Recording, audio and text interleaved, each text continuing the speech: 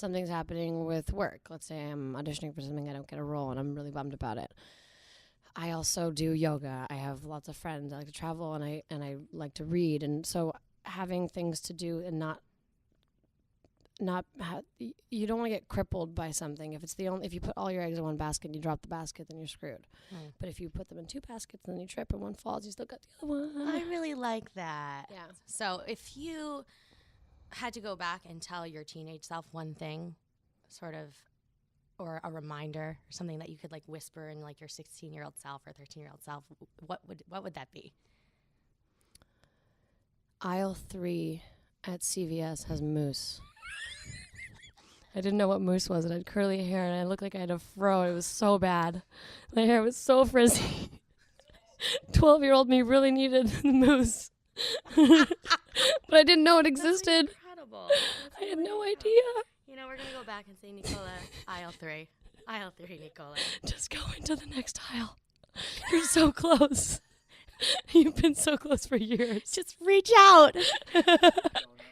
Yeah, I was in the donut aisle. So what's your favorite shower song? Shower song.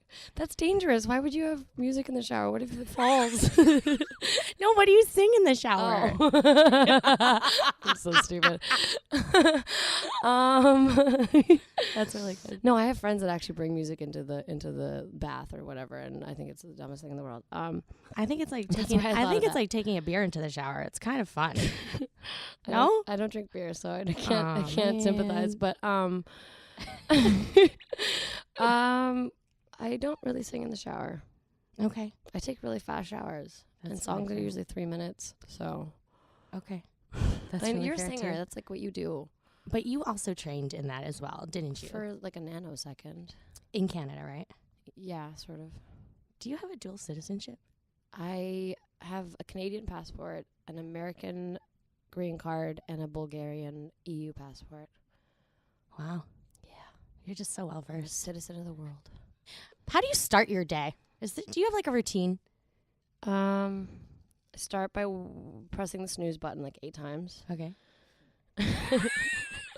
And I have, can we swear on this show? Yeah. Okay. It's fine. I mean, we try not to do too many. No, okay. I'll have a couple. Yeah. What should we do, Sure. like 3? And Yeah, and that's then it. we 3 and can- done. Are you counting how many times I've said so far? Twice. That was 3 though. Okay. So wait, what was the question? How do you start your snooze. day? Okay, so I have a bunch of alarms on my phone, and each of them, like the first alarm says, what is it? Sweet Awakening, and it's like a really nice, like slow song that kind of like wakes me up slowly. And then I have the second song for the 10 minutes later that's a little bit more aggressive. And then by the end of it, it's like full blown war zone. And the last one is get the up with exclamation points. I like that. I write notes to myself too. Yeah. They're a little kinder. Well, after 8 snoozes, it's like an hour. What is that? An That's hour true. and a half? That's just excessive at that point. Yeah. You're like, I get just love up. sleeping so much. Get My bed is so comfortable. Okay, so you travel a lot, and you're always sort of on boats and in amazing places with beautiful sunsets, doing yoga poses, and on road trips. What was your favorite trip?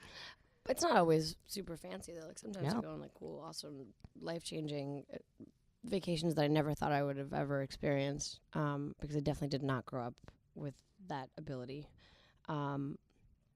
But a lot of the time I'll do the polar opposite.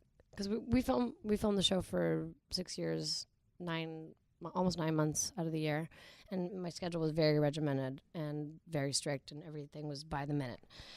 So for a couple of years, I wanted to go against the grain and do the opposite. So I would take 3 to 4 weeks off and go to the furthest place on the planet, like Thailand or Bali or somewhere very far away, and with one friend, and not plan it at all. Mm-hmm. Other than the flight, we wouldn't book hotels, nothing. We just land, get in a cab, and ask him where he thinks the best place is in that moment, and then we'd go there, and then we'd find a hotel and figure it out. Wow. And that's more my style. Like that's what I love. I love to just see what happens, and that way every single day is so much more exciting because you don't know what's going to happen. So every day something crazy. Like one day we were in Thailand and I saw a monkey, and then I kept walking, and then I saw a parrot, and then I kept walking, and then I realized that I'd accidentally walked into the Thailand Zoo. when I got to the tigers, I was like, something's up here. Like, good kitty, good kitty. Yeah. Wow. Okay. All right. So because I didn't know that was gonna happen, I was like, this is the best day ever. And then the next day, something even crazier happened. I was like, this is the best day ever. And after like 10 days of that, I was like, this has been the best vacation ever. in the dude voice, 16-year-old boy voice, Like, best day ever, man. No, I think that's cool. I think it's also part of like it's humble and in your sort of just going with the flow, which is like the gypsy. I'm sort of a gypsy. Yeah, in that way. So is this something that you learned, or have you always just sort of been like this, fly like by the seat of your pants? And I think it's part of my upbringing.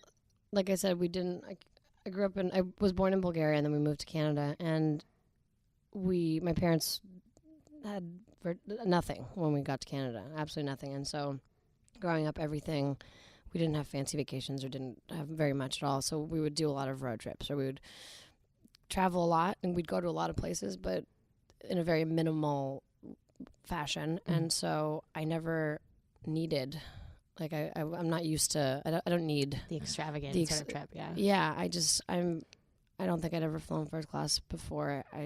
Like if a company for a job does that, but I still, which is written in your contract. It's not like we like request that stuff. You know what I mean? That's sort of like given to you if you don't realize that. Yeah, I still, if I buy my own ticket, I still fly coach.